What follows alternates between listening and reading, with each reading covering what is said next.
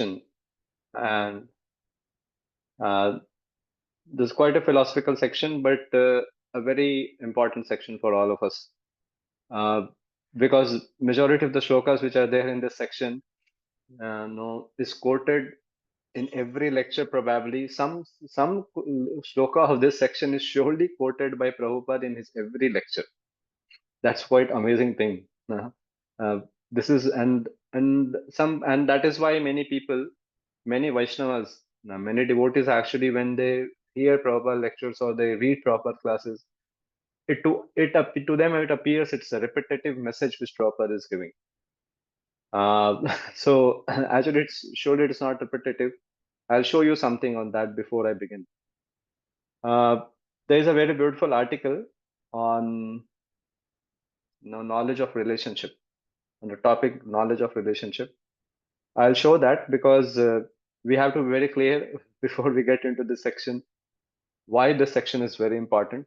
Although it will look that it's very philosophical, we know this, but but we should know the we should know the importance of it very clearly. That is why I'm going to share that particular article from you with you. Uh, that article is about Sambandha Gyan. That article is about Sambandha Gyan, and this this article is written by His Holiness Shivram Swami Maharaj. That a part of his book, which is Shuddha Bhaktintamani. I'm just showing to you, and maybe Anish Prabhu, uh, you can tell devotees to read para by para. It will be very good. Yes, Praji. Uh, Praji, you can also, if okay, you I want. can also. Okay.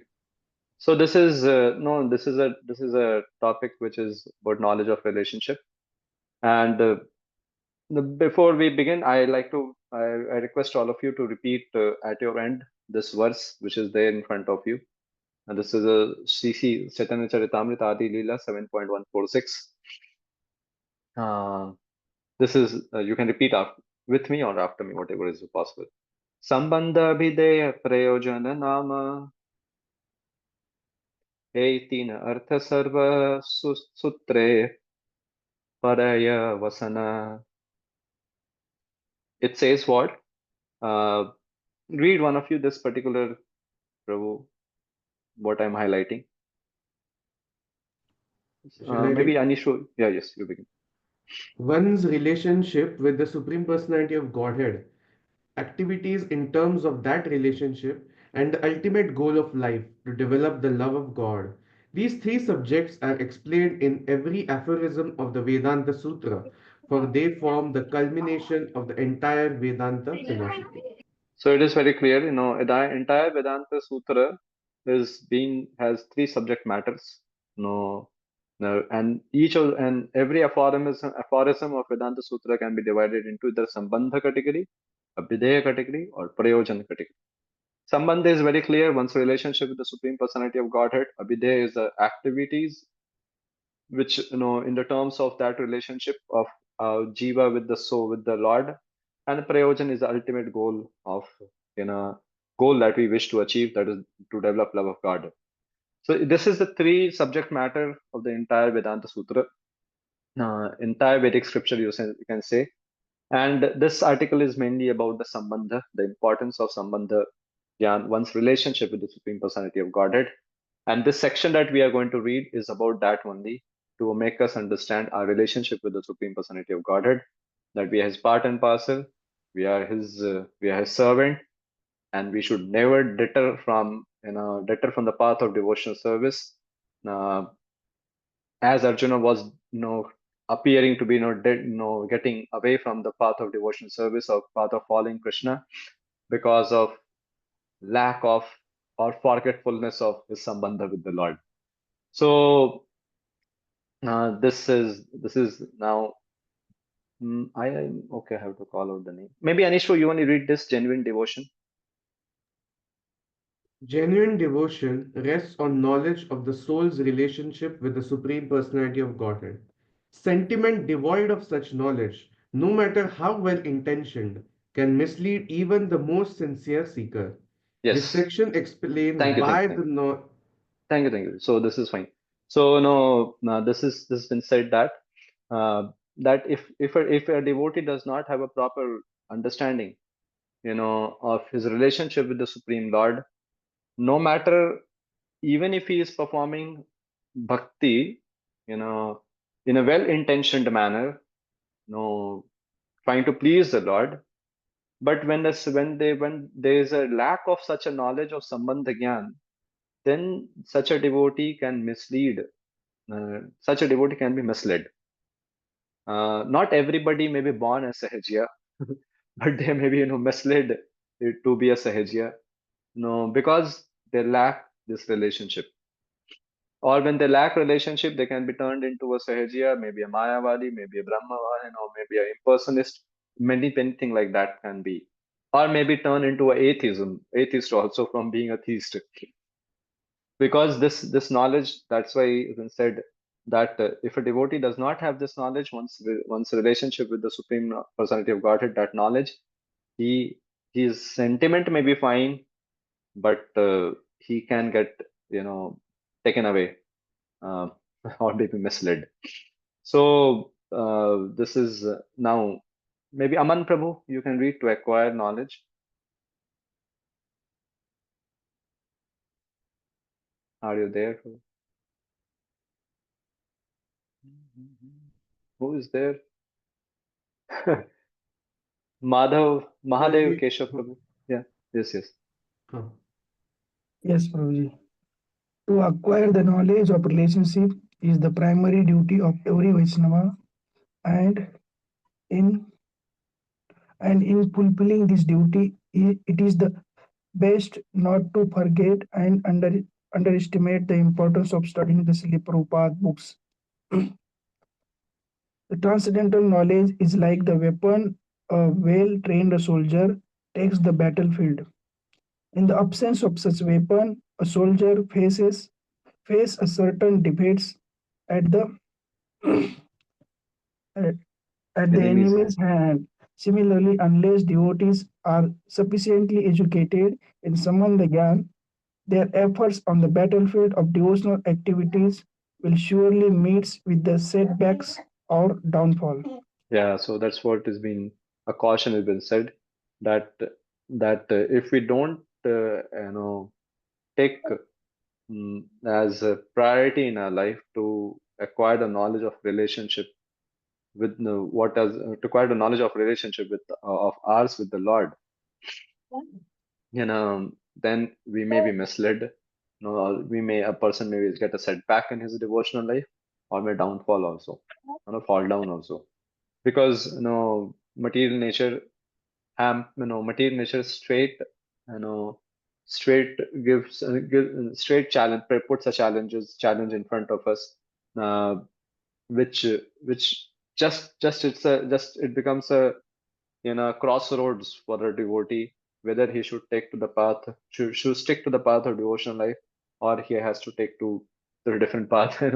That kind of a crossroads situation, Maya Devi surely puts in front of a devotee.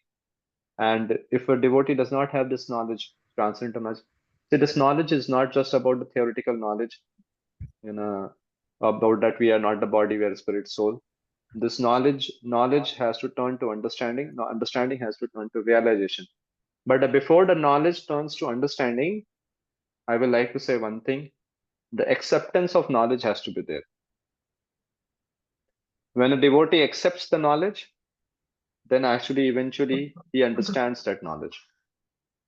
Accepts the knowledge means wholeheartedly he accepts it, that yes, this is I am, this is what is the reality, and then that knowledge transforms to understanding, and eventually to understanding, to realization.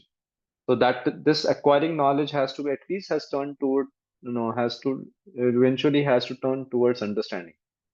And that knowledge to understanding, in between comes acceptance. Once we accept it, it's very easy to turn the knowledge into understanding. Else it always remains just theory. And theoretical knowledge is boring. And that is why many devotees, when they read Prabhupada book, to them it appears boring. because it is repetitive, looks to be repetitive to them. That's a reality. So one has to safeguard himself from such a situation. So Prabhupada, this is also another. Okay. Mm. Just Prabhu, you just continue, Prabhuji, who were reading. Srila Prabhupada certainly Srila emphasized. Srila Prabhupada certainly emphasized that the knowledge of relationship is a prerequisite for the advancing in devotional service as well as for the preaching the Krishna consciousness. But he did not say that one has to become a scholar to be his disciple. The simple hearted devotee can receive a transcendental knowledge by hearing from realized soul and by purely chanting the Hare Krishna Mahamantra. For example, Srila Prabhupada said, even you do not read the books, simply if you take the part in these three things, chanting, dancing, and taking part in eating prasadam, your life will gradually progress in spiritual advancement of life. Then someday will come that you will understand what is the Krishna. And as soon as you understand Krishna, then after leaving this body, you go back to home, back to Godhead. In short, In short, even if devotee do not read books to acquire a Sambandha Gyan, they can gain it by chanting purely and in that way proceed. so yes, surely Prabhupada is writing over here, quoting, his quote from Prabhupada's lecture is there, that the Sambandha Gyan is surely very important. Either you acquire by chanting, dancing, or eating prasadam, or you acquire by reading Prabhupada books, but it has to be. But over here also it is said, this chanting, no, this chanting, offensive chanting will never lead to acquiring of Sambandha Gyan. That is also very clear. That has to become an offenseless chanting. Offenseless chanting leads to, leads to not Sambandha Gyan. Everything is revealed to that devotee. He's a simple devotee. Simple devotee means, offenses, hardly it has. He has no offensive mentality. So, but if we have offensive mentality because of, whatsoever reason for our past, then we have to surely go to that path, that that we read Prabhupada books, and understand it, and also chant, dance, and take prasadam. We need more of a dose of a medicine than a simple dose of a medicine. So, but the fact remains this, that every devotee has to acquire Sambandha Gyan. He needs it. So, uh, either by study, by hearing, or chanting, by any combination of these things, he has to acquire. So then here's a quote which has been by Bhakti Siddhanta Sarva Thakur. This is the last paragraph which I want to make you read, and then we'll move towards the section. Read, Pro, you want to continue? Bhakti Siddhanta Saraswati also writes. I can read Prabhuji. Yeah, please read, Pro Vishnu. Sorry, Thakur also writes, without knowledge of transcendental truth, no one's heart can be spiritually attuned to Lord Krishna. If one lacks knowledge of his relationship with Krishna, then the pure execution of devotional service, Proper execution. Sorry, then the sorry. Then the proper execution, proper execution of devotional service in relationship to him is impossible. And Thakur Bhakti Vinod stresses the need for knowledge of relationship in the following statement. As long as the jiva is not firmly established in the knowledge of Sambandha Tattva, he will be unable to disperse the mist and cloud of anarthas from his heart. In this state, the jiva cannot chant the pure name of Krishna, his chanting being polluted by unwanted things.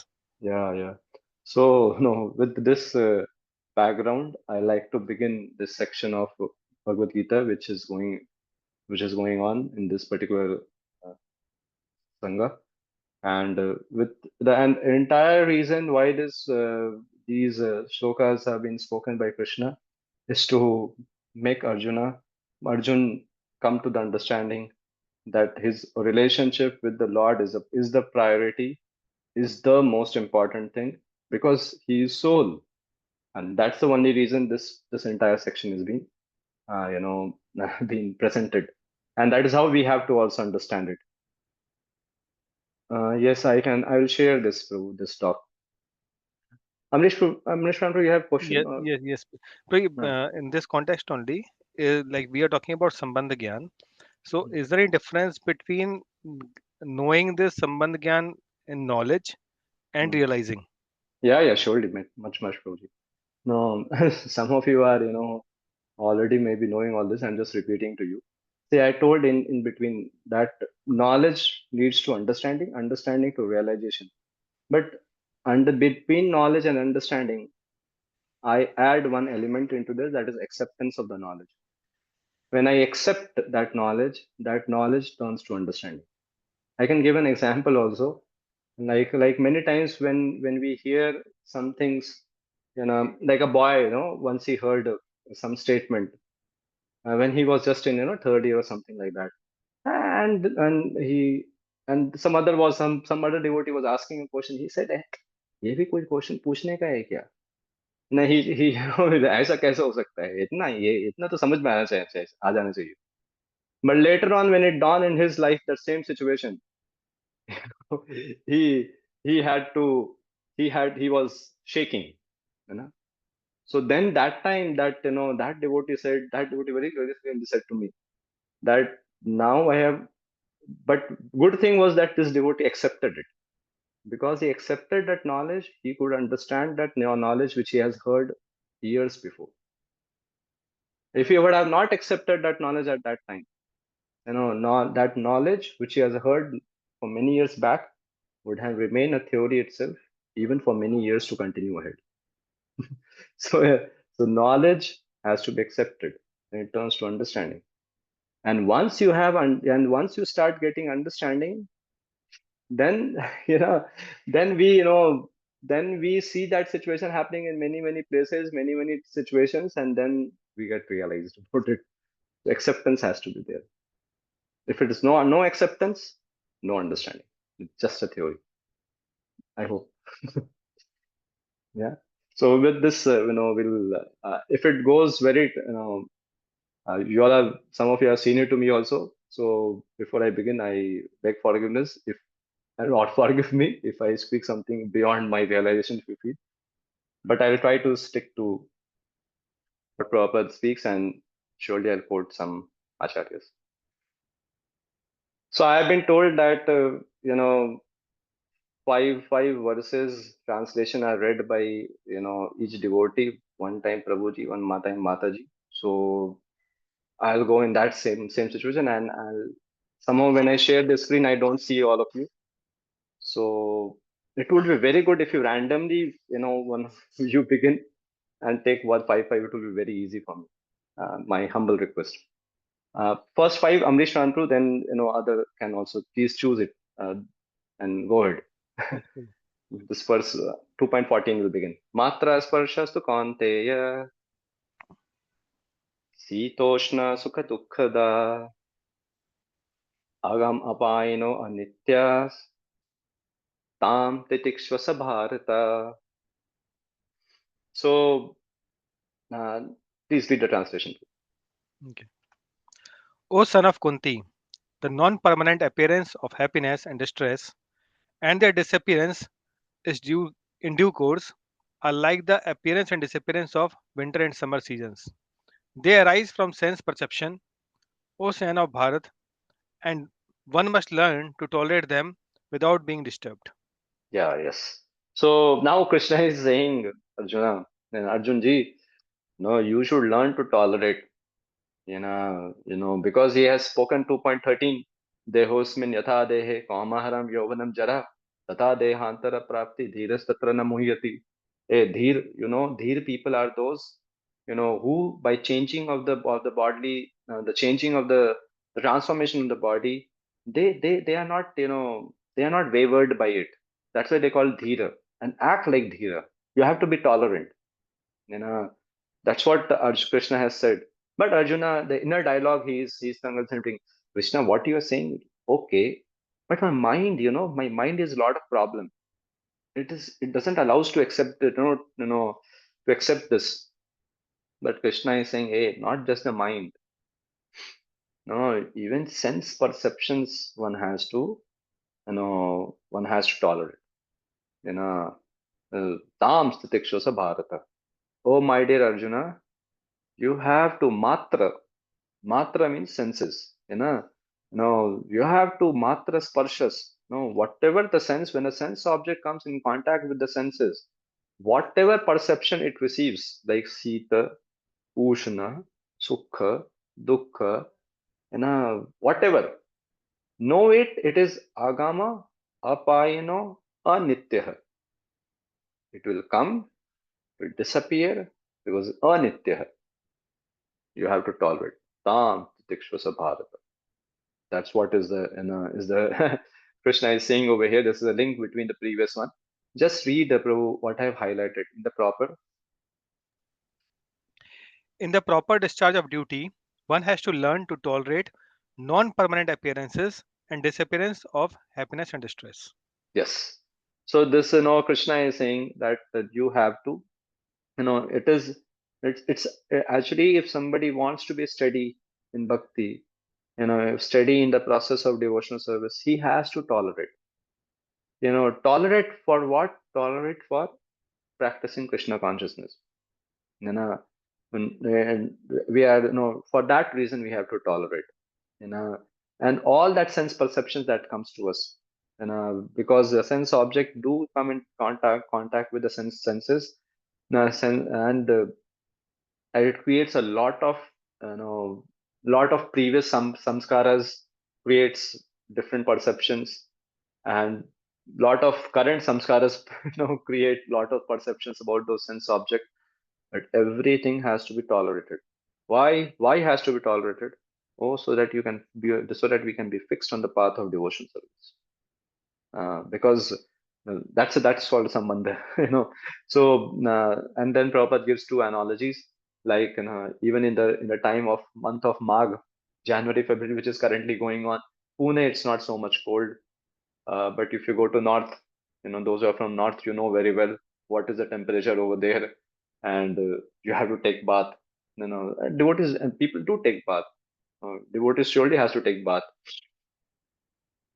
No, the temperature may be something. The sense perception may be, oh, it's very cold, but we take bath. Similarly, a lady, a mother, actually, she doesn't hesitate, to cook chapati specifically. When you have to roll in the mid of the May and June, that too in north and the south, Pune is not so hot. It's very difficult thing. But it is done. How it is done? It has to be tolerated. Why? And the purpose of that tolerance is, maybe to keep the body clean, or to keep the, or make the food for the family. But the same way a devotee has to tolerate all the sense perceptions, all kind of sense perceptions, sukh, dukh, all kind of things, and be fixed on the path of devotional service. Because path of devotional service, you know, actually requires utsaha, nishchaya, dhairya. No. So it has to be there. So, and then he proper writes, one has to follow the prescribed rules and regulation of religious principles in order to rise up to the platform of knowledge. So, and because by knowledge and devotion only one can liberate himself from the clutches of Maya. So a devotee, if he can't tolerate such things, then what happens to him? That, he will not, he will not be able to rise up to the platform of knowledge. That's what I here I'm saying. We said right now that when we know we are not the body, we are spirit soul, we are servant of the Lord. No matter, whatever the perceptions of the senses may be, when it comes in contact with the sense object, one has to stick to the process of devotional life, to his dharma. What is here? Dharma is basically, paro dharma we are talking over here. Because Krishna wants Arjuna to follow paro dharma, you know.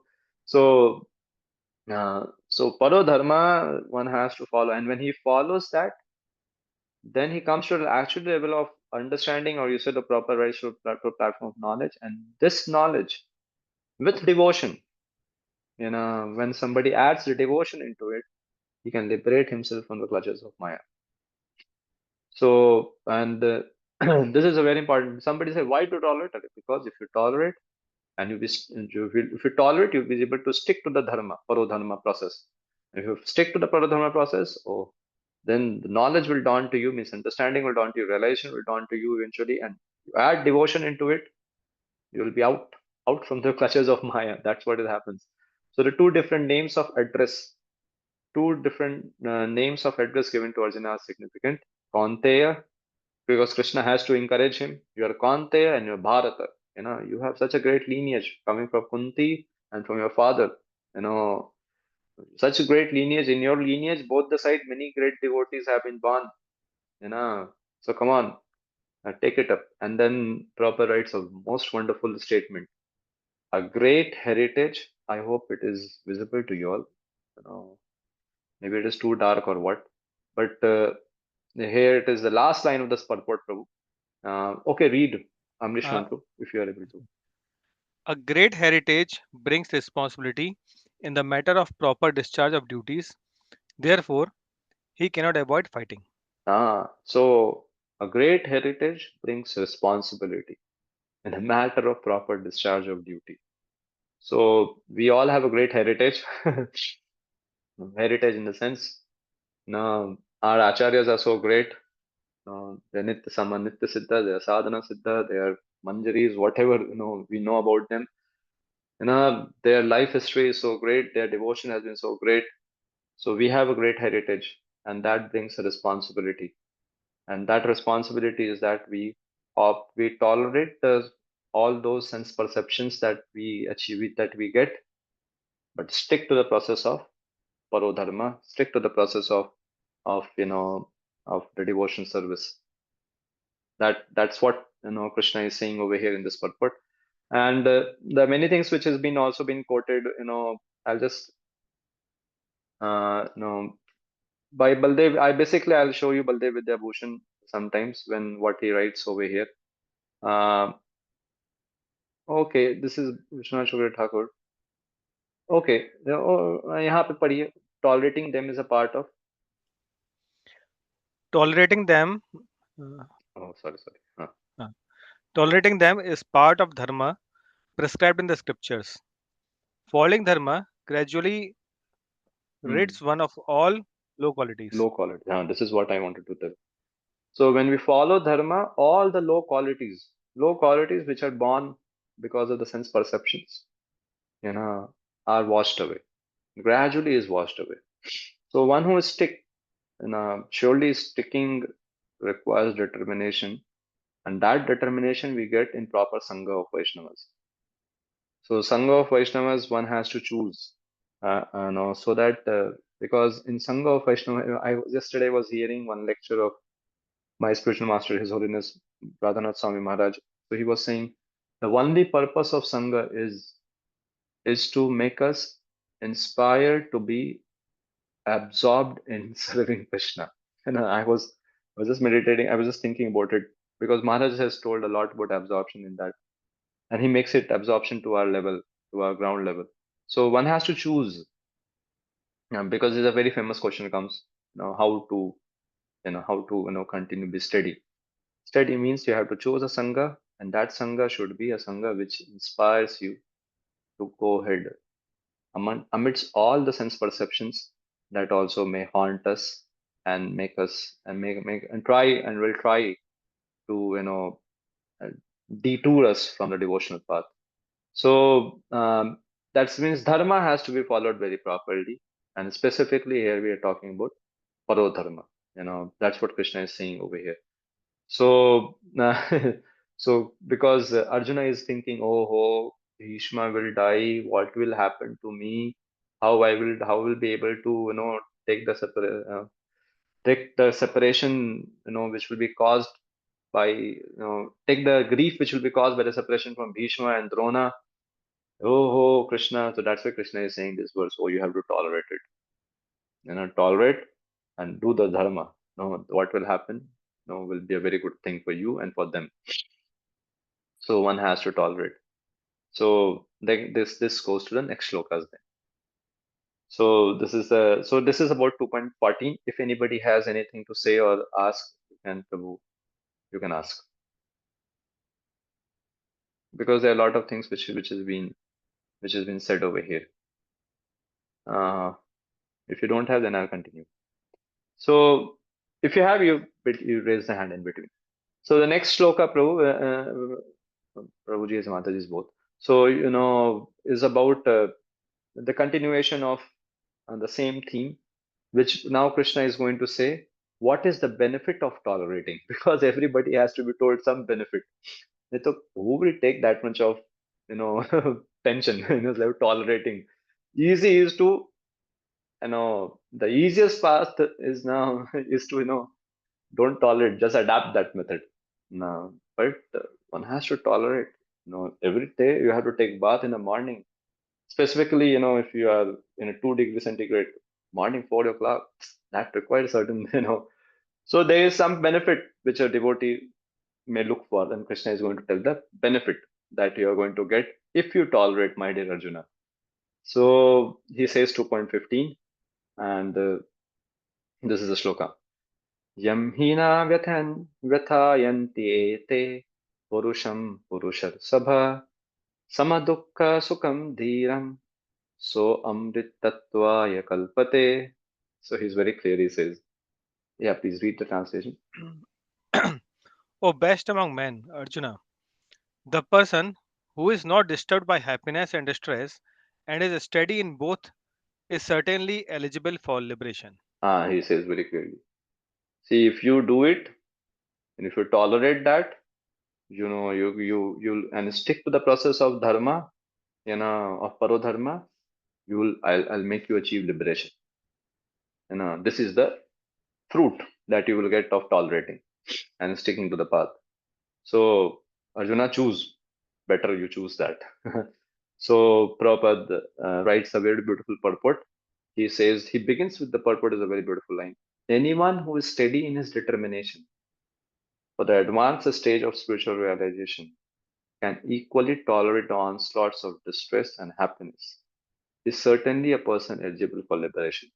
So Prabhupada over here is saying very clearly that if somebody is steady, in his determination to advance, you know, he will he will tolerate all this, or rather, we say if we want to be steady in a process of devotional service, we should tolerate all the distress and happiness both.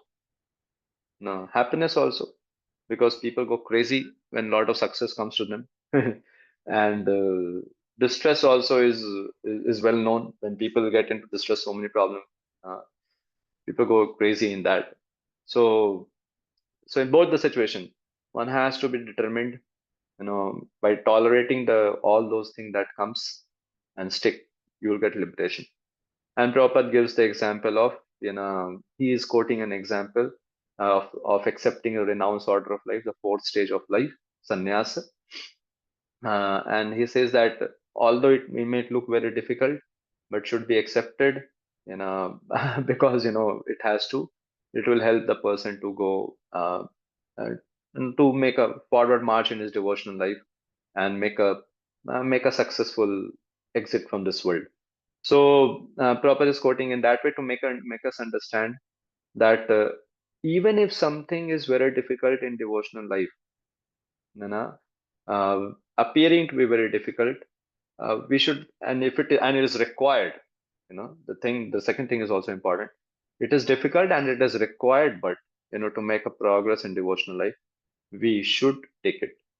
We should not hesitate in that, because if we because everybody takes so many difficulties, so many processes, so many difficulties they bear for their material life. So each one of us have given so many exams before, just to complete BTech, or some of you maybe MTech, some of you maybe PhD or whatsoever. And there's so much difficulties each one of us have taken.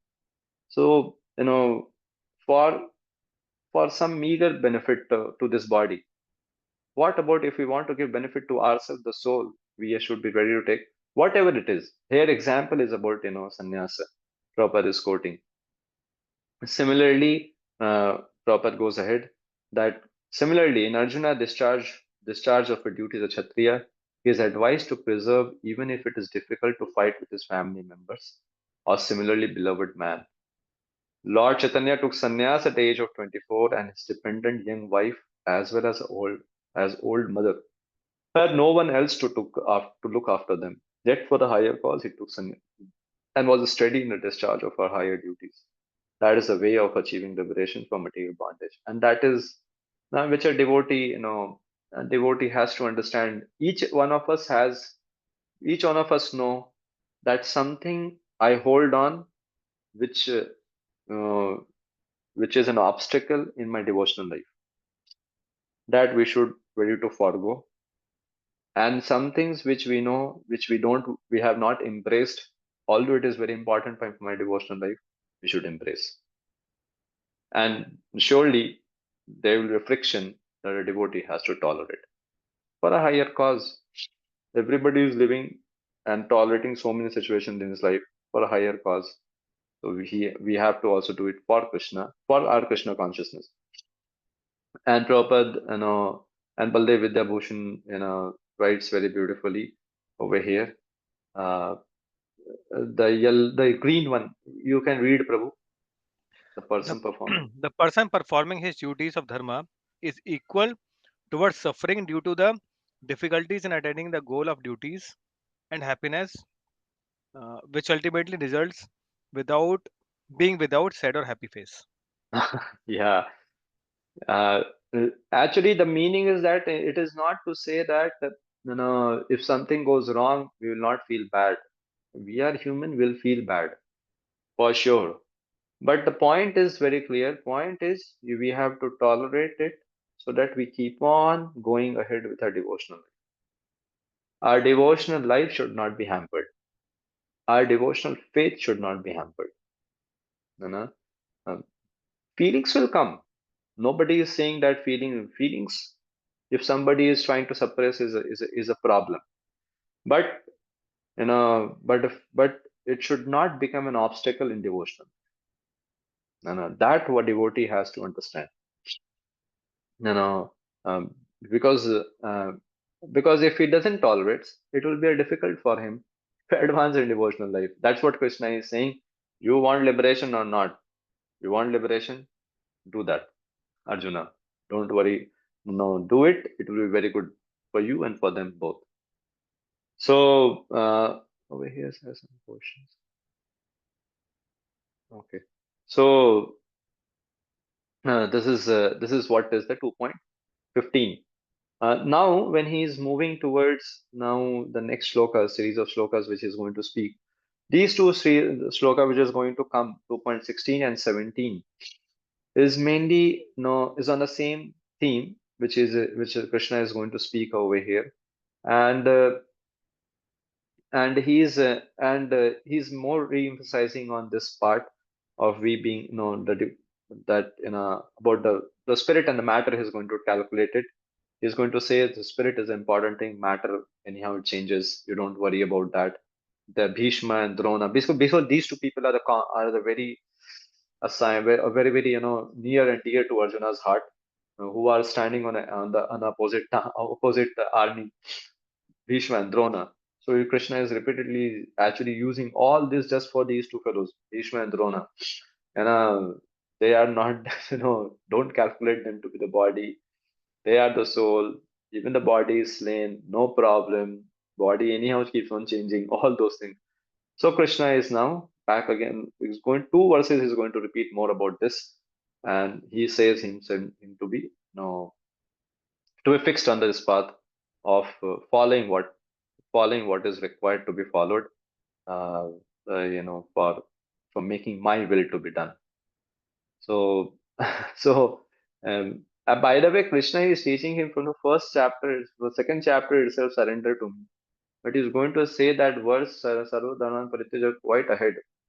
But over here only he's teaching him. But he is not ready to state here about surrender to me. So Lord is going to speak it way ahead. But this is about surrendering only.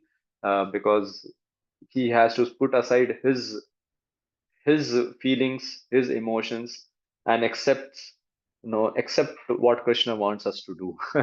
That is surrender. So that's what is mean. Now ahead he says this verse. This is 2.16. Na sato vidyate bhavo, na bhavo vidyate sata, ubayor api drishto antas, tva annayo tattvadarshibhi. Yes, bro, please read. Those who are seers of the truth have concluded that of the non-existent, the metal body, there is no endurance, and of the eternal, the soul, there is no change. This, this they have concluded by studying the nature of both. Ah, and the Lord now wants to say that, see, those who are tattvadarshibhi, those who know the truth, they know this fact. You know, that uh, tattvadarshibhi people always know this fact that the body, it keeps on. It is not a permanent thing. It keeps on changing. But the soul never changes. So, my dear Arjuna, you might be treating yourself to a pandita, but I want to tell you what pandita considers to be the truth. Now, those who are tattva-darshibi, they know that one should never lament for the body, but knowing that body anyhow, is a non-permanent thing. It will go away. The soul is something is unchangeable. So but you are not behaving like that. Although you are considering to be a very great learned man. No, you should know what a tattva-darshibi people, you know, uh, consider consider. So Prabhupada writes this purport. Please read, Prabhu, which is highlighted.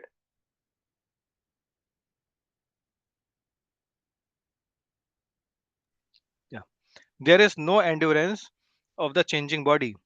That the body is changing every moment by the actions and reactions of the different cells is admitted by modern medical science. And thus, growth and old age are taking place in the body. But the spirit soul exists permanently, remaining the same despite all changes of the body and the mind. That is the difference between matter and spirit. Yeah. So this is matter and spirit. You know, has to be has to be always be a devotee. Always has to understand that what is sat and what is asat. Now, what is sat? He has to. Sat is means spirit. Asat is matter. You know, so he has to always know my endeavor is in the direction of achieving sat. Or achieving sat means is towards feeding the sat part, not the asat part always, not the asat part. So there is one a devotee has to be very clear with this, and Prabhupada is trying to make this very clear that this part keeps on changing. Everybody knows it. Medical science people also say, you know, move ahead. Just don't think yourself to the body. Think yourself to the soul, servant of the Lord, and act like that. You know. So this is how a devotee actually understands what is spirit and the matter. We are not Sankhya Yogi people. This entire section Sankhya Yogi people also quote. Atheistic Sankhya Yogi. They keep on saying, well, they just say that, you know, they quote all these shlokas to prove that nature itself by its own, can create and create everything. It doesn't requires the master of the nature to do. There is no master of the nature. Nature is everything. So they keep on quoting like that, but a devotee understands that uh, that a devotee does not see it like that. A devotee has a very clear understanding that no, there's a person behind this all prakriti. Nature is not everything. So that's the meaning of understanding that we are not the body, we are spirit, soul.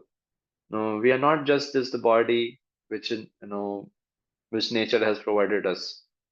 No, we are spirit, soul in the body, which Krishna has provided both the soul and the body. And one has to do his part of serving the Lord, not just being trying to think like a Sankhya atheistic Sankhya fellow. There's no God in the world. Uh, Surely we'll not think like that. We had, all of you are very, very, well established in your devotional life, devotees. But if we consciously think about this, what I'm just telling it, it will create a great impact in our consciousness. You know, San Prabhupada goes ahead and writes this, that this is the beginning of the instruction by the Lord to the living entities who are bewildered by the influence of ignorance. That's why I said to you what right now I said to you is what this reason only. Because this beginning of instruction which the Lord is awarding to Arjuna, through Arjuna to us, you know, is because Rajas and Tamas is quite influential. Tada tada rajastamo bhava kama lobha dayasya cheta reta viddham sitam sattve prasidati. So a person who, if one has to get rid of rajas and tamas, he has to cheta reta viddham. You know, he has to establish this relationship of the Lord in his consciousness. Then sitam sattve prasidati. So, removal of ignorance involves the establishment of eternal relationship between the worshipper and worshipable, and a consequent understanding of difference between the part and parcel, the divinities and the supreme personality of Godhead. This has to be well known. Not like a Sankhya yogi, we eliminate and we eliminate. Some people eliminate the existence of the Lord itself.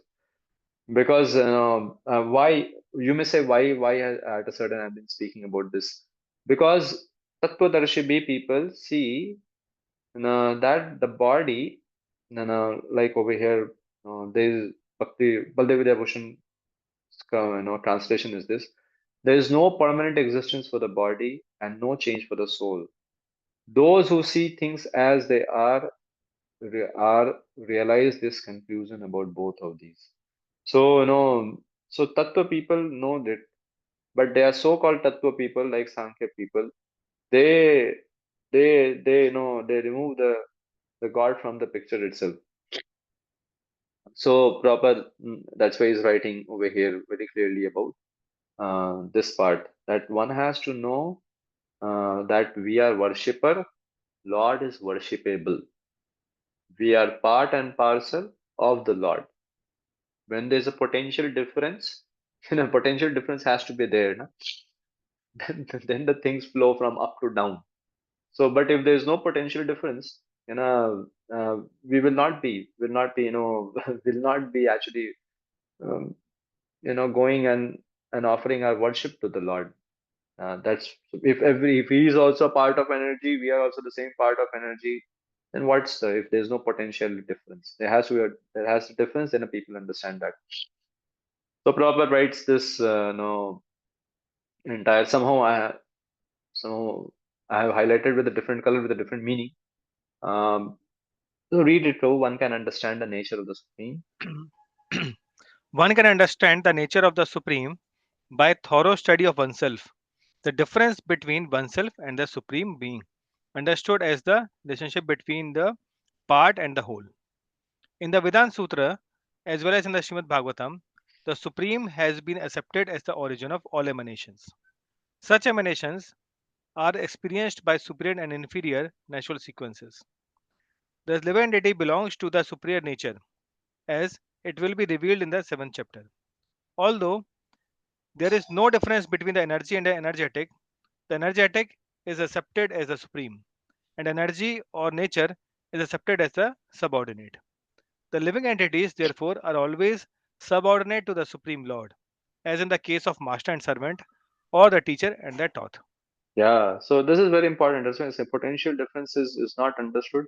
Then then then why to worship the Lord? That's very clear.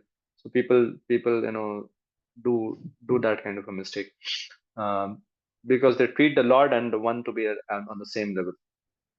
So Baldev Vidyabhushan actually, while quoting, uh, while giving his commentary on this, he very clearly says about of that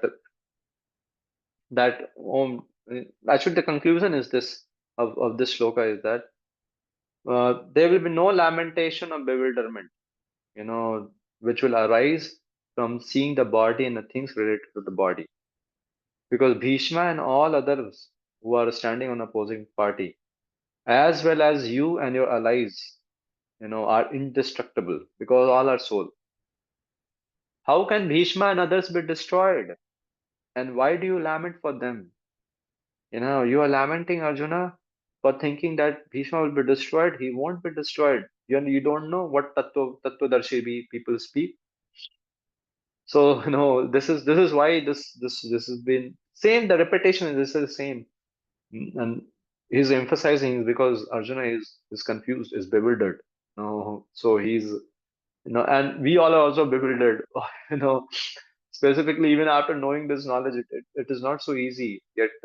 You know, Even to accept this fact wholly and to live by it, and then eventually to realize it.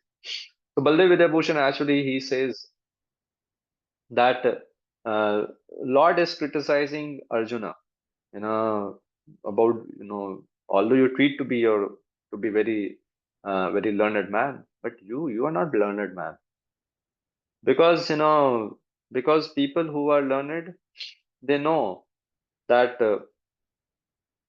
that that sarup of the conscious, the sarup of the jiva, you know is that he is the amsha of the Amshi, the Supreme Lord. You know?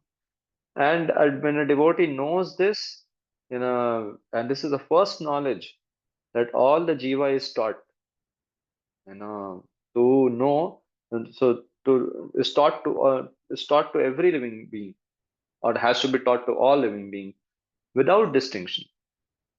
Even great devotees, Nishtha devotees also, who has Nishtha.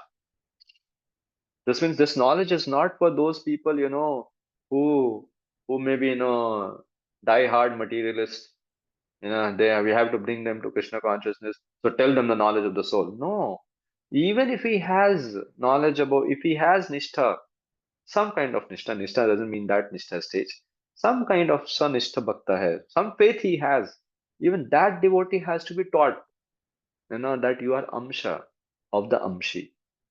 You are the jiva, the part and parcel of the Lord. Because so so so that, and he should know, being a being amsha, he should know that his whole consciousness should be driven towards sat, not to the asat. Because the amshi is sat, Krishna is sat, he's indestructible, he is spirit. And don't turn your consciousness towards a matter.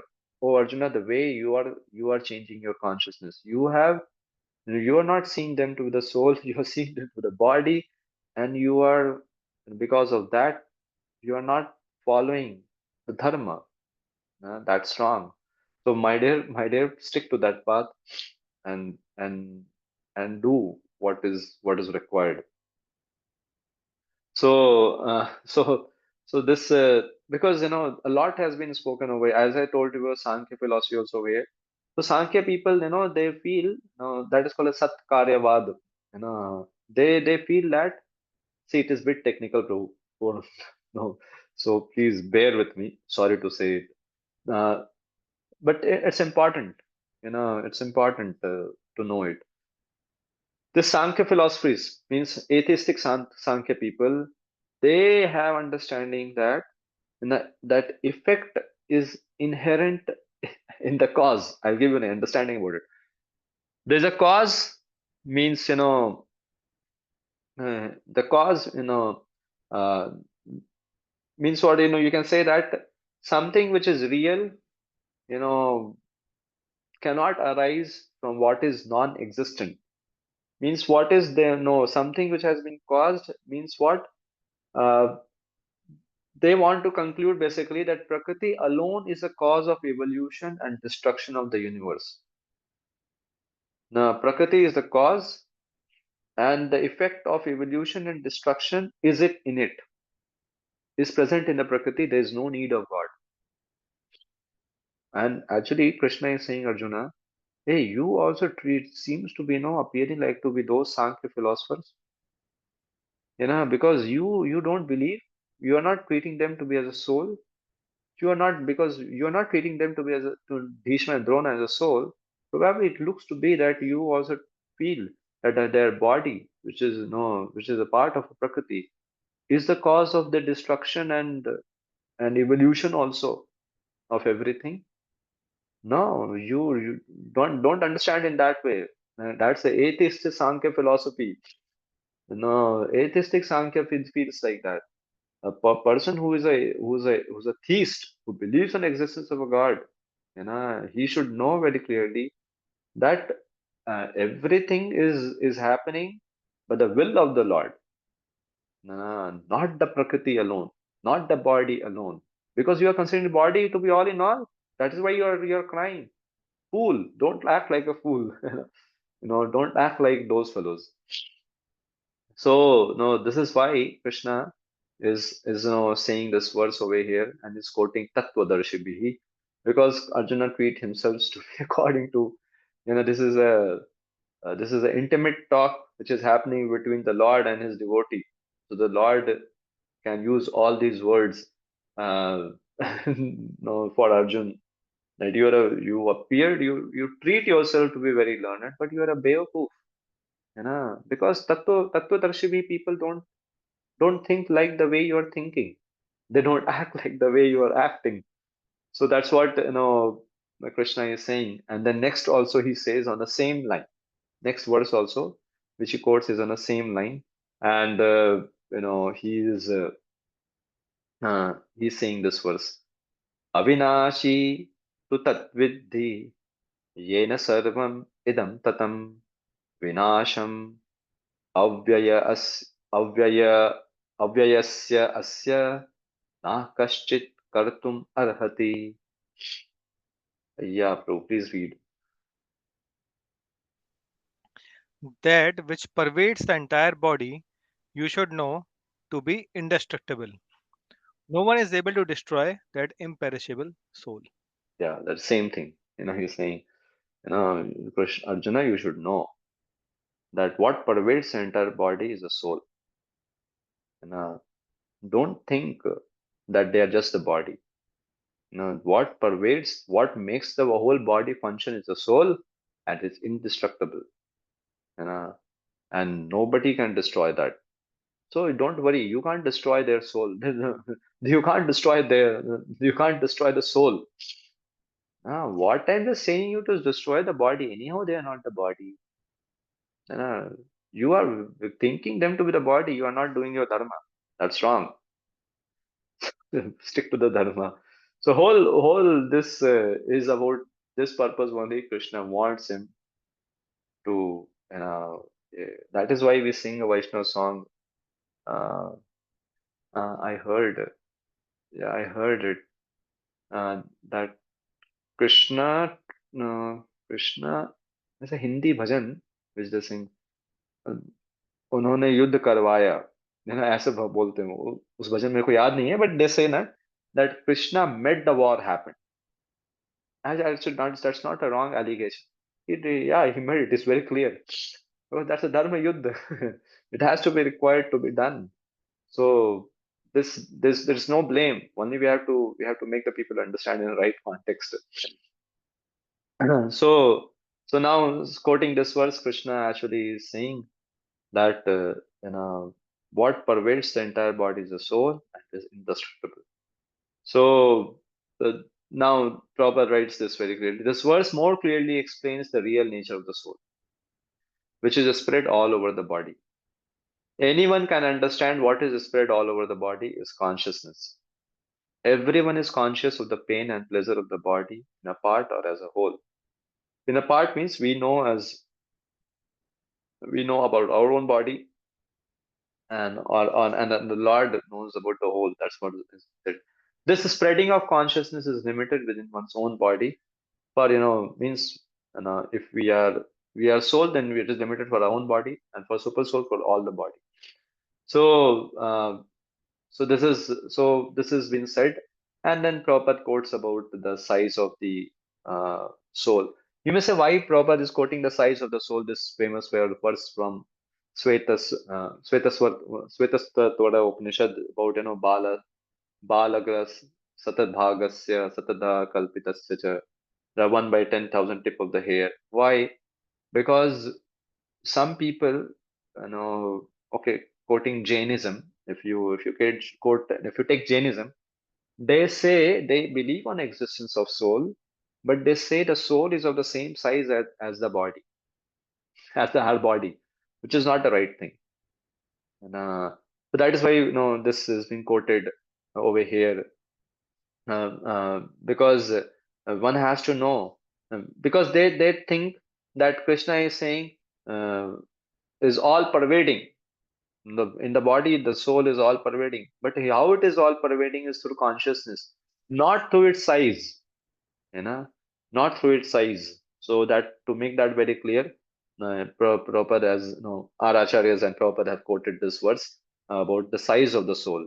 Size of the soul is 1 by 10,000 tip of the hair itself, but it pervades the entire body through its consciousness, not the consciousness that it spreads. And and this about Prabhupada talks about, gives an analogy of the medicine. you know, the medicine may be small, but like we eat a small pill, but its effect pervades the entire body, right? The same way, the soul is 1 by 10,000 tip of the hair, but its effect, the consciousness, spreads and pervades the entire body. So, and that soul is indestructible. Don't think with the body, the soul is also destroyed. None, neither think like that. So, so this is the current. So this red one is something important which I am showing to you. So Prabhupada is saying, after this analogy of medicine, he says, this current of the spirit soul is felt all over the body as consciousness. The current, the current of the spirit soul is felt all over the body as consciousness, and that is the proof of the presence of the soul. Any layman can understand that a material body minus consciousness is a dead body, and this consciousness cannot be revived in the body by any means of material administration. Therefore, consciousness is not due to any amount of material combination, but to the spirit soul. So, so this because somebody may say, what is the proof? What is the proof that that consciousness spreads throughout our body because of the soul? Yeah, very simple. Because you can't administer consciousness in any body through any material means. It is spirit. It is not by any material means you can put consciousness in any in any being, in anyone's body. The consciousness is only administered because of the presence of the living being, the soul, not through any material means, not through any chemical combination. You can create a body maybe, but you can't make it conscious without the presence of the spirit soul. So, Krishna is telling Arjuna that understand their conscious being is because of the soul is present. They're not the body. You can't harm the soul. That's what they are. Hit them, fight with them. They no, kill them. Don't worry. Go ahead with that. So that's what's the reason over here. This has been stated over here. So Prabhupada also writes over here, the influence of the atomic soul can be spread all over a particular body. According to Mundaka Upanishad, this atomic soul is situated in the heart of every living being, every living entity. Heart means, Prabhupada writes that very clearly, that where the 5 airs, in the region of the heart, that you might have heard in NTD series itself. In the region of the heart, the soul resides, not in the heart. Because in the region of the heart, all the 5 airs which are there in the body, over there they conjunct. There's a conjuncture of all those 5 airs, and that reason the soul is situated. That's what is been said. And when the soul leaves the body, all the 5 airs, except the 1 air, all the 5 air, all out of 5 airs, the 4 airs leaves the body very clearly. 1 air is still there, and that is why and that also is about leave. That is why even if the body and if the man is killed also, if person is killed also, brutally killed also by some stabbing or something like that, the person has died, the soul has left, but still the body keeps on flapping. You might have seen it somewhere maybe, or heard about it. At least in Mahabharat Yudh, you would have seen it in the war in, I don't know, war serial, that the head is chopped off, but still, the body is flapping because of the presence of the fifth air, which is there in the body, and all the four airs all leave it, and that is how, because of the fifth air which is present in the body, everything becomes stiff in the body. That's where the weight of the body also increases, and all those things happens. And some transformation also happens, like growing of the hair is still hairs. It still happens even in the dead body. Mm, if you would have observed it, that happens. If a man's body, I heard then they shave it also and all those things. The dead body also, because the beards or everything comes out, the hair keeps on growing also for a time being, because of the presence of that fifth air, which is still in the body, and eventually it leaves it. So now one should not. Why I'm saying that, because some people quote like that, that if you're just a spirit soul and the spirit soul has left at the time of the body at the death, then why such changes happens in the body. So this is about it, and proper rights about uh, no, the he's basically he's teaching us the same thing, uh, medical science and all what they say, how the oxygen is transported from the heart to every part of the body. Same with the soul, the consciousness is transported throughout the body from the central from the central point, that is the soul. That's what Prabhupada says over there. So, but interestingly, Baldev Vidyabhushan, and Acharyas have written very beautiful also about this, and they are actually very clear that uh, they added that uh, they say it, the word is that the whole body is pervaded by the soul, and the body is pervaded by the consciousness. You know, its capacity to know objects beyond itself, you know, is is also proof of one's consciousness.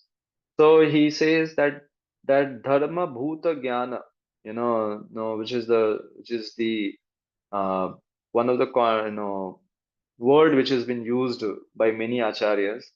Dharma bhuta jnana means one has to know, uh, it's the capacity to know the object beyond itself.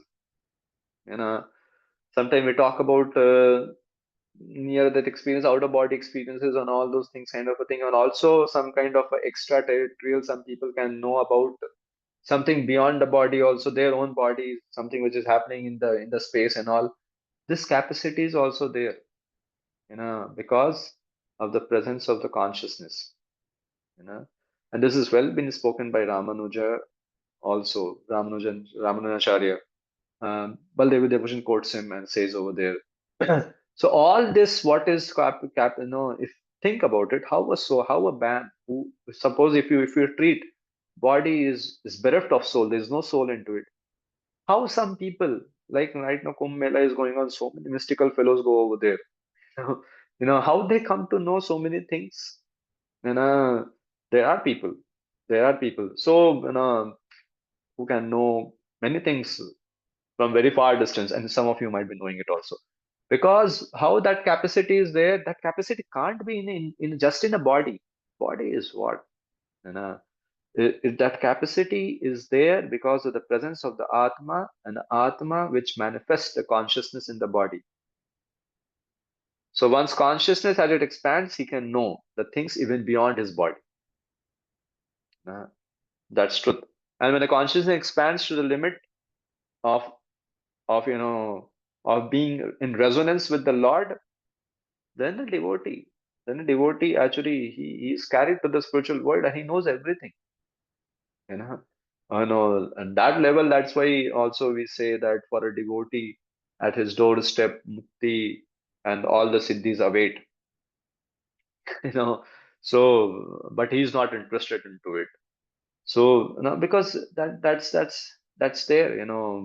Whole yogic process is also about consciousness, is also about power. They don't go to gym and get a power. They have to make their consciousness like that. But surely we are not attracted to that, because that's still material. So Krishna is now actually has told Arjuna very clearly in these 4, 14, 15, 16, 17, that, my dear, I'm just recapping what we have done till now. My dear Arjuna, tolerate all those changes which are happening and all those sukha and dukkha. If you tolerate, you'll get liberated. And anyhow, these fellows, are are not the body, they are spirit soul. Tattva people also says like that, and you should know that is what pervades entire body, with whom you relate to. You don't relate to them, to their body, you relate to their consciousness. you know Bhishma and Drona are favorite to you, not because they are their body, because your consciousness, because their consciousness is something which is which has made you connected to them.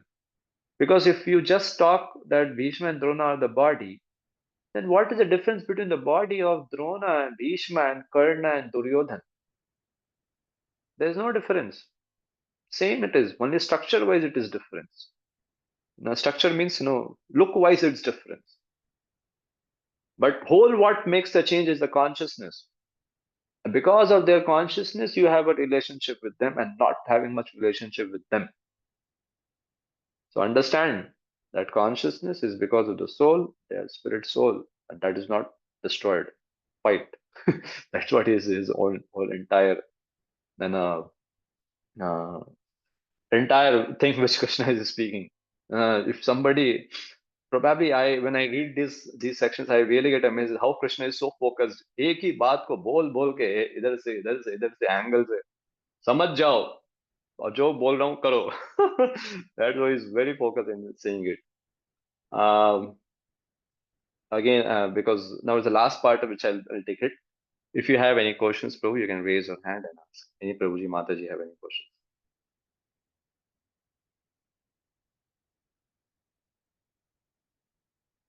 Okay. So now then I'll go ahead, taking the benefit of it. Mm. Now, Ajay, Ashish was. Yes, Prabhu. Yeah. Prabhuji, one thing I wanted to know about Titoshna. Duk we understand that uh, if we Krishna is saying that we should tolerate Titoshna. So does that mean we should not worry about this summer and winter, or we should really tolerate in physical manner, like bathing from cold water and not using the air conditions. So, what is expected in this Expected is statement? only one thing, Prabhuji. Expected is only one thing. We have to evaluate, each one of us has to evaluate that my devotional life should not get anywhere. Exactly. Yeah, you understood. And each one of us has to understand that with what pace I want to go ahead in my devotional life. Okay. Go ahead Because with I've that. seen some people intentionally tolerating the cold, then they get sick. They fell sick. Yeah, So it's up to yeah, them. in that. Means we have to, because some of them may be doing austerity, because that austerity makes people gives them determination to fight against their mind and sense. They may be doing Mm, it. So that's why I said that it's to an individual. But the whole thing is this: everybody has to see that I have to accept the tolerance in a way that, for the reason that my bhakti is going on, it's progressing. We are on a progressive march. Now, with what pace we want to do a progressive march, that's Understood. that's a free will of a living being. That's why free will is there. Yeah, yes. Mm. Thank you. Uh, Thank you. Thank you. I hope. Okay, anybody else who has, Mataji has? Okay, let me go ahead. uh, uh, yes. This is a shloka which now 2.18. Antavanta ime deha nitya nitya asya uktah sharirinaha anasino aprameyasya tasmat yuddhasva bharata. Krishna has said, Krishna has very clearly said, tasmat yuddhasva bharata. Because all this is stating for this reason only. Are fight, don't run away. Just by seeing Drona and Dronacharya and Karna. Uh, Maybe somebody else can start reading, Prabhu. Maybe some Mataji can start reading. If I have to take- Anybody will like to? I have to see. Anishru, if you know somebody who is there, I'm not. I have to then stop share it. I think Mataji has raised hand. Shriji Lata Mataji. Okay. Okay, Mataji, yes, please. Translation. The body of indestructible, immeasurable, and eternal living entity is sure to come to an end. Therefore, fight, O descendant of Bharata. So Purport. that's what. Yes, purport. Please read. The material body is perishable by nature. It may perish immediately or it may do so after 100 years. It is a question of time only. There is no chance of maintaining it indefinitely. But the spirit soul is so minute that it cannot even be seen by any enemy. So to say nothing of being killed.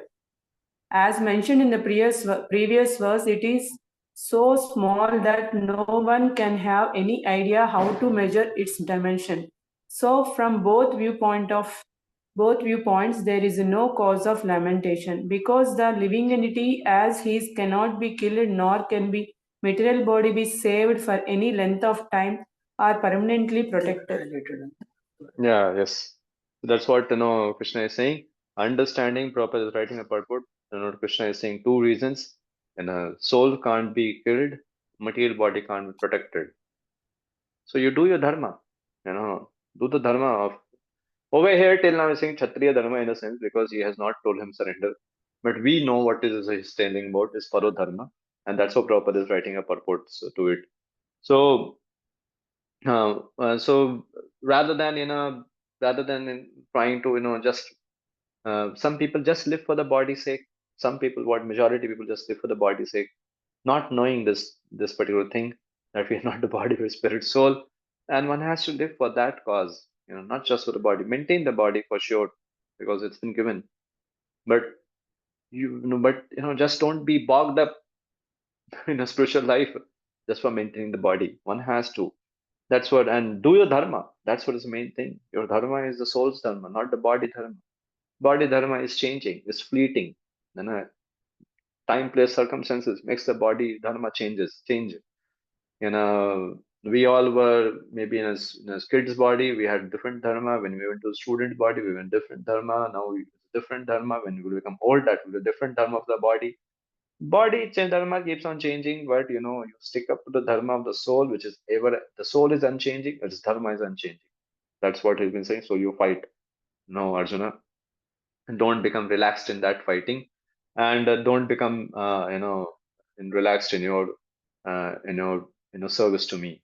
So um, because because Atma is a knower, and it has pure consciousness rather than an object of knowledge. As we know, see, Atma has not to be seen, an object of knowledge, but Atma has to be seen and understood as he's a knower. He is the cause of consciousness, right now. And Atma is self-revealing. It can know itself. So Atma should not be treated as a separate object apart from the self. Uh, we, we who are Dehi, who have got this body, many people have lot of, I don't, you tell about some people about uh, tolerating things which may give pain to the body. The body means mind and senses. And people say, hell with you. Because they don't know that no, Atma is not a separate object. No, that's what is the self. No, self or separate object is the body, not the Atma. So the Jiva, because the Jiva and the body, Jiva and his body have such natures, natures of being, eternal and destructible. Neither the Jiva nor his body is worthy of lamentation.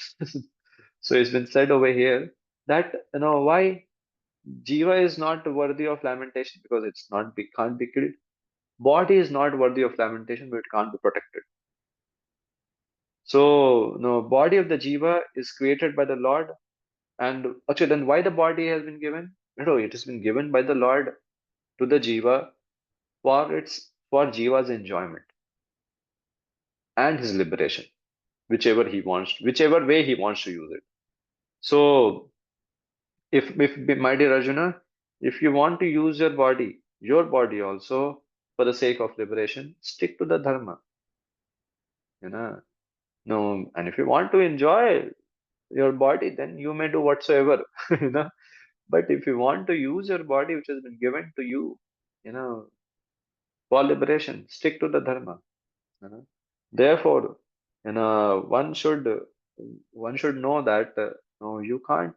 That's why Krishna is over here is telling very clearly, body anyhow can't be protected, soul anyhow can't be destroyed. So don't lament for the the body, just so said like that. Now Krishna, from 2.19 onwards, he he's now more going to talk about the soul itself, but he changes his tune. His tune is tone, I want to say. So he changes the tone and he starts saying from 2.19 something something similar but in a different tone, I would say. So now he says 2.19, या एनं वेत्ति हन्तारं यश्चैनं मन्यते हतम् उभो तोस्न विजानीतो नायं हन्ति न हन्यते. Yes, Mataji, please read. Neither he who thinks the living entity the slayer, nor who thinks the slain is in knowledge. For the self slays not, nor is slain. Purport. Yeah. Yes. When the embodied living entity is hurt by the fatal weapons, it is to be known that the living entity within the body is not killed. The spirit soul is so small that it is impossible to kill him by any material weapon. As will be evident from the subsequent verses, nor is the living entity killable because of his spiritual constitution. What is killed or is supposed to be killed is the body only. This is, however, continue. sorry. This, however, does not at all encourage killing of the body. The Vedic injunction is himsas sarva bhutani, never commit violence to anyone. Nor does understanding the living entity is not killed encouraged animal slaughters. Killing of the body of anyone without authority is abominable and is punishable by the law of the state as well as by the law of the Lord. Arjuna, however, is being engaged in the killing for the principle of religion and not whimsically. Yeah. So Prabhupada in his purport, is making us very clear that now, because Kali Yuga Buddhi is perverted intelligence, so nobody should use this knowledge in a wrong way and start killing people, saying that hey, they are not killed, the body is killed or something like that, or the animal slaughters. So the Shruti also makes such a statement, which is being quoted by Baldev Vidyabhushan. No, hanta cha manyate hantum, hatasche manyate hatam. If the killer thinks that he kills, or the killed person thinks that he has been killed, both do not know the nature of the soul. He does not kill or does not get killed. So both people who are killing, they feel that they have killed the person. That's wrong. Then the person who has been killed think that he's my killer. That's wrong. Both are wrong. So that is why Prabhupada has quoted right now, has written what that nobody should misutilize this knowledge and create violence. So, but Krishna over here confirms the indestructible nature of the soul, that anybody who thinks that jiva, which is that the jiva with such an indestructible nature is a killer, you know because he's using some sword or instrument, uh, and the jiva who's been harmed by the sword, he also has been killed.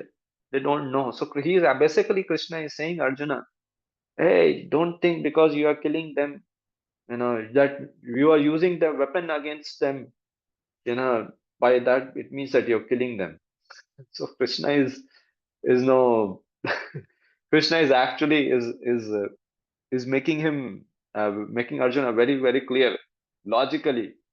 देखो, तुम ऐसा मत सोचो, while you are killing them, you are killing them. No, you can't kill them. They're the soul.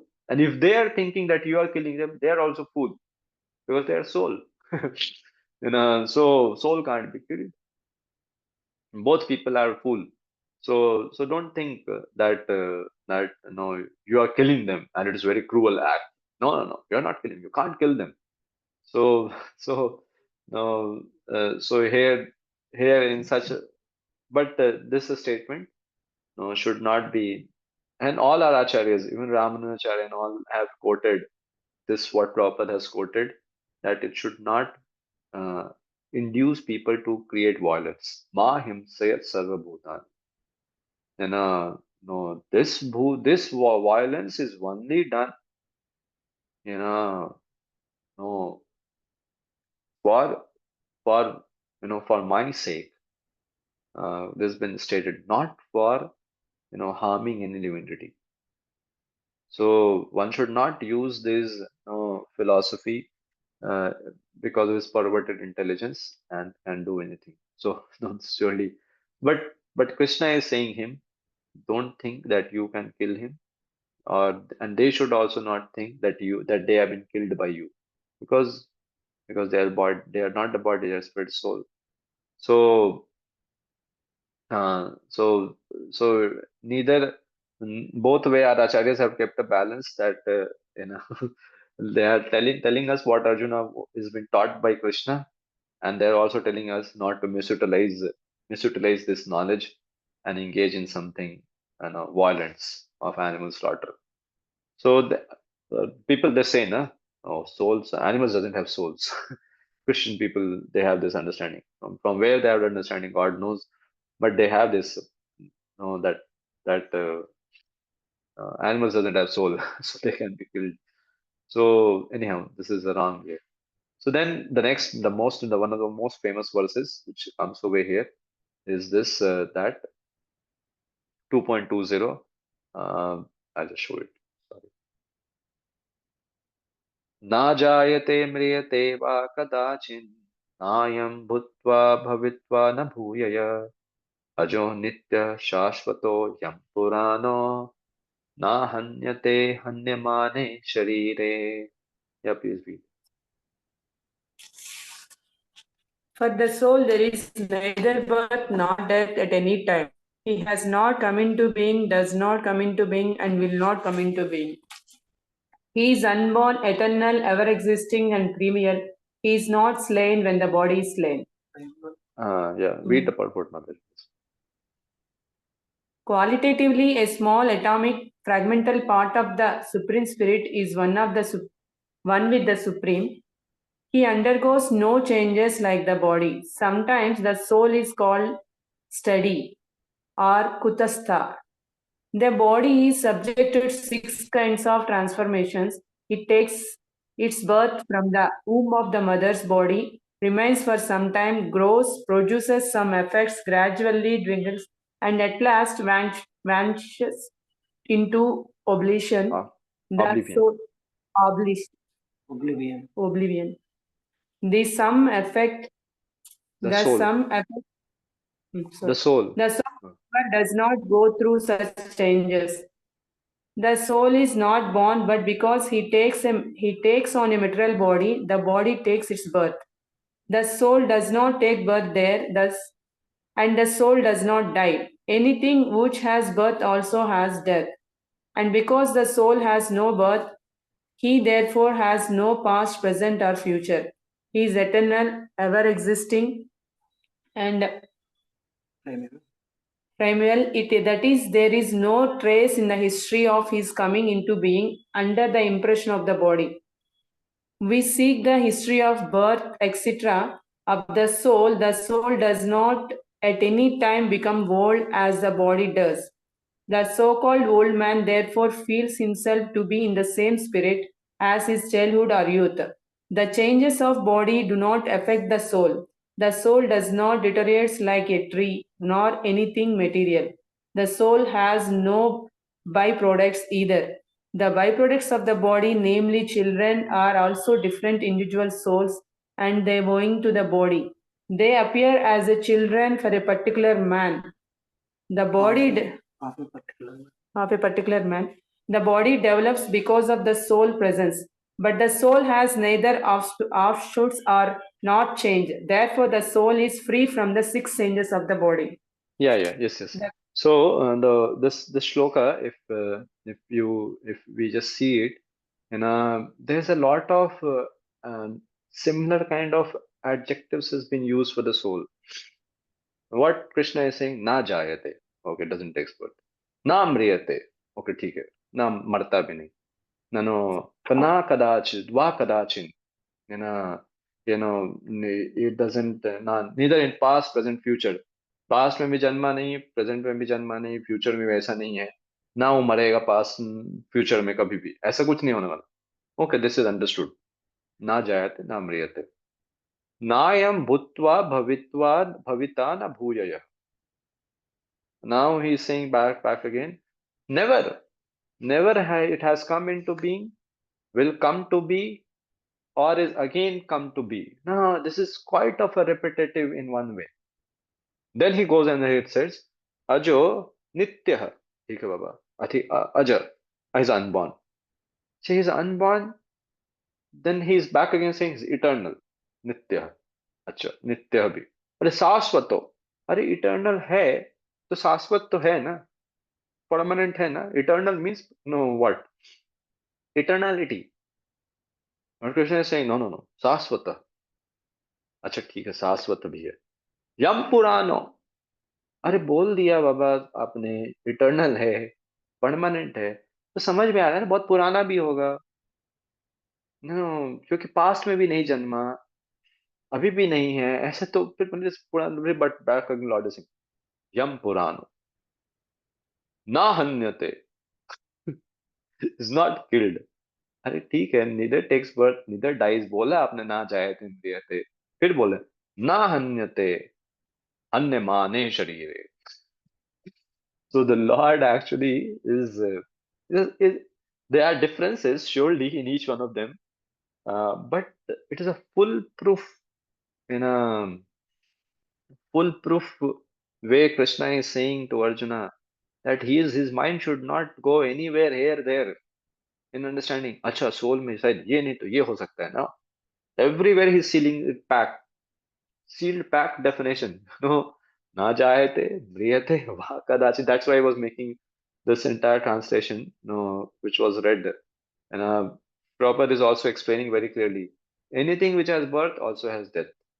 But the soul has no birth, therefore no past, present, future, and is eternal. It's ever existing, primeval. There's no trace in the history of his coming into being. So it's back again is being spoken over here. So over here the whole emphasis is very clearly been stated that how a devotee actually the devotee should be very Arjuna, sorry, not the devotee, the Arjuna should be very clear that Krishna is that we are the soul is indestructible. It can't be destroyed. It has no past, present, future. It is not like it was born sometime. No, it's eternal. And eternality means somewhere it is unfathomable eternity. You know? So soul neither becomes old and all. Don't think like that. Neither no byproduct comes of the soul. There's a body which byproduct comes and all those. He's saying so. Uh, so Prabhupada gives also an analogy of uh, uh, Ghatakash, Patakash. So this is also been spoken over here. I just show you. Please read that. That's a very common you know, analogy used by Mayavadis. Prabhupada explains it. Now the soul is full of knowledge. Please read. The soul is full of knowledge or full always with the consciousness. Therefore, consciousness is the symptom of the soul. Even if one does not find the soul within the heart where he is situated, one can still understand the presence of the soul simply by the presence of consciousness. Sometimes we do not find the sun in the sky owing to the clouds or for some other reason, but the light of the sun is always there, and we are convinced that it is therefore daytime. As soon as there is a little light in the sky early in the morning, we can understand that sun is in the sky. Similarly, since there is some consciousness in all the bodies, whether man or animal, we can understand the presence of the soul. This consciousness of the soul is, however, different from the consciousness of Supreme, because the Supreme Consciousness is all knowledge, past, present, and future. The consciousness of individual soul is prone to be forgetful. When he is forgetful of his real nature, he obtains the education and enlightenment from the superior lessons of Krishna. But Krishna is not like forgetful soul. If the Krishna's teaching of Bhagavad Gita, if so, Krishna's teachings of Bhagavad Gita would be useless. There Yes, are yes. two kinds of So, souls. yeah, done. So, no, so Ghatakas, Patakas is also being explained by Acharyas over here. And that analogy of, um, that analogy, of extending from that Sankhya, philosophy itself, where they say that everything is one and that one gets reflected into all the bodies, and that's what it is called as a soul. But there is no difference between like there's one sun, and there are many pots which may be kept on the land, and in all the pots there is a water, and that one sun gets its reflection falls on all the pots, in all the pots, the water which is there in it. Sun is seen in all the pots. So same way, the soul and the super, there's no difference. That's what they say. But um, uh, but it's very clear we can differentiate it on the basis of which Prabhupada is also mentioning over here. That okay, even if the somebody says that there's only one, then there's no difference between the soul and the super soul is a nonsense idea. Why? Because the power of the sun is not present in the reflection.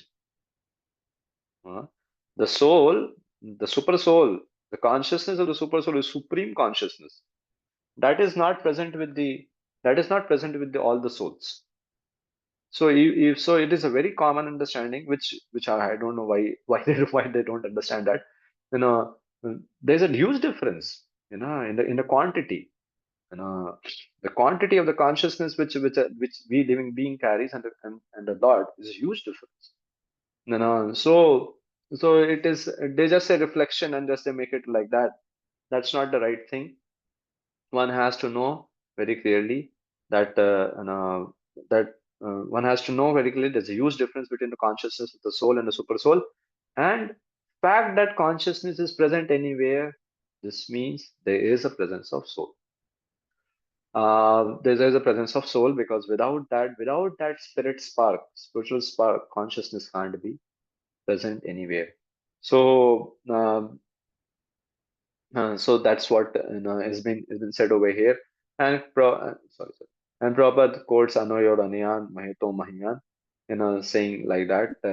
And so means that's a very quote, very famous shloka which has been said that the living being is um, uh, both the soul and the super soul are situated on the same tree of the body, and that's what analogy has been given, and that only when the living being becomes free from all materials as well lamentation, then by the grace of the Supreme, you understand the glories of the soul.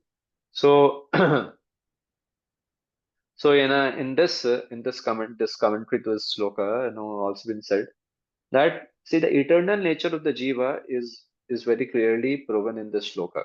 Now, right now, after adding so many adjectives, so the first line, na jayate riyate va kadachin. Na? The first line negates the possibility of birth and death for the jiva at the present time. No, na jayate mriyate va kadachin. Then the second line, nayam bhutva bhavitva na bhuyayah. The second line negates the birth and death in the past and the future. You know, then the second line negates about the birth and death of the soul in the past and the future. So therefore, it is unborn, is aja. Aja in the past, present, and future. So ajo, and ajo because of no birth, and nitya, it has no previous existence. It has no previous non-existence. Sorry, not in. So and that's what it's called as ajo nitya.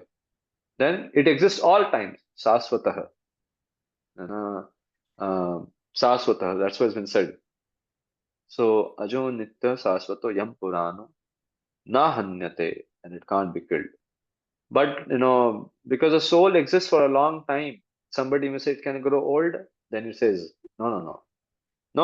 Though it is old, but it is as if it is new. So Purana, the word Purana has been divided into two. Pura means old, though it is old, but is na. It is Nava Yovanam, kind of a Nava. So okay. Oh, with the death of the body, will it die, or will it not die along with the body? It does not die when the body dies because it is not joined permanently with the body. The soul is not subservient to the body. The body is a subservient to the soul. So the body, understanding this shloka also should be made very clear to all of should make it very clear to all of us that the body should be used as a subservient to the soul. But not like so many people in this world. What is soul? They don't know. Soul Bechara is crying. The fellow is crying within, but he's trying to enjoy the world through his body. But the body should act as a subservient to the soul, not the soul should act as a subservient to the body. Soul can't be subservient to the body. Never. Even if somebody foolishly is trying to do it, it's not possible. So this is so Arjuna, so Krishna is saying, Arjuna, you have uttered the word that I'll be the killer of my guru out of ignorance, without with a fear of being dishonored. But you should understand that you can't be the killer of the guru. You know, mm, our reasons I have told you so clearly. He's nitya, he's eternal. That's because he's soul. You may be thinking foolishly, you'll become the killer of your guru. You don't know. Actually, you don't know that your guru is eternal because he's soul. He's not the body. So no, don't tell all those foolish reasons for not fighting. Fight the war. Fight this righteous war, which is approved by the scriptures. Don't lament. Don't lament for what is not worthy of lamentable. Go ahead and fight the war. So I say many Vaishnavas many acharyas have written and spoken a lot about that, and so each word has been explained over here in a very clearly way. That how I said the first line represents the present. In present tense, the Lord is the soul is eternal. in the second line about the past and the future, and the third line is about back again. The eternity of the soul has been proven over here. So, similarly, Yaksha story that comes, Yaksha, that who is that? That story comes of that boy who speaks to the, uh, there's a story which in this also that is imported. These shlokas are imported. So, this is what is about this. So, Saswata, one has to know that the soul can't be killed, and we all are spirit soul, and it is never, it does not take any form. It's devoid of all the six changes, because which the body undergoes. It's nitya, and one should not be fooled by mind's proposal. uh, Arjuna, fight the war, do the dharma. And for all of us also we can say that we should not be, we should not get carried away, just by carried away by the demands of the body and the mind and the senses. One has to know, who am I? Because when we know this knowledge, very clearly, one thing very important is that happens is, as we read in the beginning, the article which I began with, the Sambandha, that article, Sambandha Gyan. So, that what happens is this, uh, you know, all that what is, the anarthas which is there in our heart, which creates a mist and a clouds around our heart, actually can be easily be dispersed. And it is, and this knowledge is not to make people hard-hearted or impractical, but this knowledge helps the devotee to cut off the clouds and the mist which which gets around his consciousness, for which is, uh, for the consciousness of for serving Krishna. All that, when it goes against, when the consciousness is getting cluttered by all that thought, this knowledge has to be remembered and lived by it. So then a devotee is able to cross over all that what is, all that is what is troublesome for Krishna, for his service to Krishna. He can, easily, say Tata to it in one way, and march ahead in the, and whatever troubles that he comes in that marching, he tolerates it, because he knows what is the reality, and that's the meaning of understanding Sambandha Gyan. That is why so much importance is given on Sambandha Gyan. That is truth. If somebody Sambandha Gyan is very clear means he has accepted the Sambandha Gyan to his heart, his Abhiday will be very powerful. Abhiday practice will be literally powerful. And, there's no doubt. Is now no. It is not more of a, that person has to be told ye karo. Arre. He's a self-triggered vehicle now because his gyan is, and his sambandha is very clear with the Lord, and it is not like a gyani. This gyan is not like a gyani's gyan. This is it's a devotional understanding. So that I am the servant of the Lord, and that's how a devotee actually march ahead in the devotional life, by taking the abhidaya process very seriously. So it's just 2 minutes too short to end. I stop over here. I could only end till 20th number verse. I'll tell Prabhu to begin the next time, from 21. If anybody has any comments, question, you can.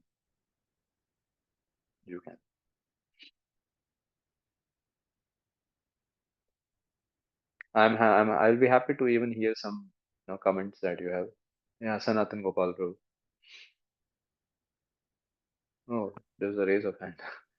Yes, sir. Yeah. I raise the hand. Uh-huh. Prabhu, just wanted to clarify my understanding. Two aspects of this sloka particularly. One is this understanding that the jiva as a soul and the body, the relation and all that. Then that the two aspects which were coming in my mind. One is that first, one is this, that when some people try to, like you also hinted in between, that when people try to misinterpret this understanding and maybe apply this philosophy in a different way on to achieve their own selfish Agendas. causes, agendas, yes, bro. So how to very clearly distinguish it and explain it, that when it is applicable and when it is not applicable? This is the first part of the question. And the second part is the empathy part, like when it happens, when the dear ones are leaving the body, and when we try to apply this philosophy, how much the empathy should come. Like, we know this philosophy, but at the same time, we need to have the empathy to reciprocate at bodily level also, that Yeah. give the, That's yeah. very So clear. these That's are the, very clear. No, empathic yes. part, I'm very clear with it. It has to be Krishna Mm, is telling is all this knowledge. That's why this knowledge has to be understood. Why Krishna is giving is only giving to make us very clear that we should not get haywire in performing a devotional service. mm, Not to make yes. hard-hearted. Mm, But yeah, one has mm, to be very clear now. But one should not be weak-hearted also, like Arjuna. Now mm, Arjun has taken a position of weak-hearted being, where he is not able to, uh, was not able to, uh, cross cross that stage and march towards the parodharma. He's not able to. He's not able to surrender. So yeah, that's an individual, But surely this is not for. That's why when Prabhupada is writing, not to, not to make people open slaughterhouses and all those things and kill people mm, and say, "नहीं वो तो थोड़ी मरा है, आत्मा थोड़ी मरती है." exactly. Misuse is not. One has to be very clear that this knowledge has to be used for devotion, making oneself march ahead in the path of devotional service. And when it creates an obstacle, like somebody near and dear one goes away, Mm, no, we are not robot. Will not have who have not have feelings, and that's very amazing thing. Somebody says feelings will be there, but not to be carried away with the feelings. Feeling will be there. Express it in a proper way. It has to be expressed in a proper way. Else, feeling suppressed creates a lot of problem. you know but but don't get but not to we should not get diverted to some other path or become discouraged in our devotional life. This has been told, so right purpose has to be understood and right application, right it has to be applied. So mm, that's why I would say, and if somebody is trying to, as you said, their own, um, we have to show them. The formula is one is simple: never to forget Krishna, always remember Krishna. Right. mm, So bhakti is very individual process. Each one of us has to individually understand and march amid a forward march. Everybody in who is there around us, devotees, Lord, Guru Maharaj, whoever is there, they all are going to help us right now. But mm. we have to take the help, Yes. and by this, that's what I would say, Prabhu. It makes. Thank you, bro. Thank you. Thank you. Yes, Prabhu Mahadev. Hare Krishna, Prabhuji. Krishna. Yes, Prabhu. Prabhuji, my question is very basic question. The Krishna here it is saying that he, our Prabhupada is also mentioning in the purport we should not kill by the without authorization or something like right cause. But my point is that is Krishna in the time of the Mahabharata's battlefield, at the time of there is the king, the Dhritarashtra is also very pious king, and they are not doing like any harm to the people or normal people. Not for Pandavas. Pandavas they are doing something, but for normal people they are ruling the very nice king. But why this is totally battlefield arranged Krishna is only for the Pandavas pleasure or something like to give No. the justice to Pandavas like that or something. What is the basic reason why the Krishna arranged this battlefield? No, मतलब धर्म संस्थापनार्थाय, they were against people, they were not following, they were Raja. They were moral Raja maybe, but they were not Raj Rishis, right? No? They were morally maybe right. You may be quoting Mahabharata, which I have not much read about it. But some people try to be moral. Without God, that morality is is not of much use. So Krishna doesn't want that is another kind of adharma, right? No? So Krishna has come dharma samsthapanarthaya, and surely paritranaya sadhunam vinashaya. So no, those kritas, you are sitting at somebody is sitting at a responsible position, but is not acting like that man. He has to be. So according to Krishna, he's a wrong. And what kind of mistakes they have not done? They were duskritanas because they were they were having perverted intelligence. They were mishandling devotees also. So neither they were not doing the duty of being a Raja properly, because the duty of the Raja is not just to give something facility to the people, which many people are giving, many government is giving it. But what is the result of that? People are just becoming more demoniac, right? No? We are seeing it happening. So that's not the Raja. So in that way also, if somebody if we say that they were moral also, but they were not doing the duty of the Raja. So they have to represent the Lord. The Raja has to represent the Lord. That way they are also, and surely they had harmed the devotee Pandavas a lot. So they have to. I hope it makes you. Yes. Yeah, Basically, Vishwan Prabhu. Yes, Ruji. Yes, Ruji. basically the means for the dharma, Krishna want to establish the dharma. For that Ah, purpose, is what is. yeah, Yes, yes, Prabhu. yes, yes, yes. Yeah, Vishwan. Yeah, Prabhuji, my question related to the tolerance part. So Hmm. here Krishna is telling Arjuna to tolerate because he is running out of his duty, or is it general principle of tolerance applicable for everyone? Like for example, See, Jan. Hmm. yeah, for example, like if we, as you said that some people get a lot of determination by following austerity, so and it helps them to advance in Krishna consciousness. But it all depends on person to person with what pace, with what comfort they want to go ahead. But Hmm. we also see Prabhupada writing when he talks about this ashram part, when we have Gajendra and crocodile pastime, Hmm. that Right, right. someone in his zone is more comfortable. Yeah, right, right. Yeah. So being comfortable and he's not tolerating much inconveniences, and that is helping him to Hmm. like practice Krishna consciousness properly. That's very So good. yeah, so that's good. So this tolerating principle, I was little like perplexed here, that Krishna Hmm. is telling Arjuna just because he is not ready to follow his duty in Hmm. advance, or is it just like one has to practice tolerance? Yeah, both things. Because in this context, is Krishna is just saying Arjuna very clearly. Krishna's mati is fixed. इसको युद्ध कराना है. Hmm. So he is saying for sure that reason. But we also hear na Trinadapi Sune Sahishnuna. In that way, tolerance is there, Hmm. right? Na? Yeah.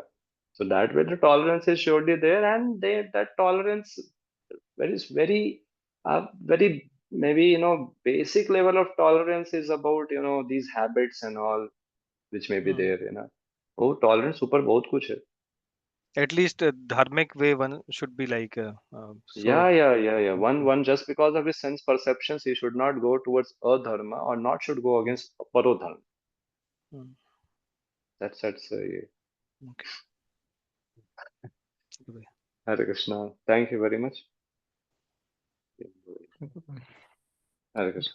Hare I did mistake or I spoke something improper. Please forgive me. Hare Krishna.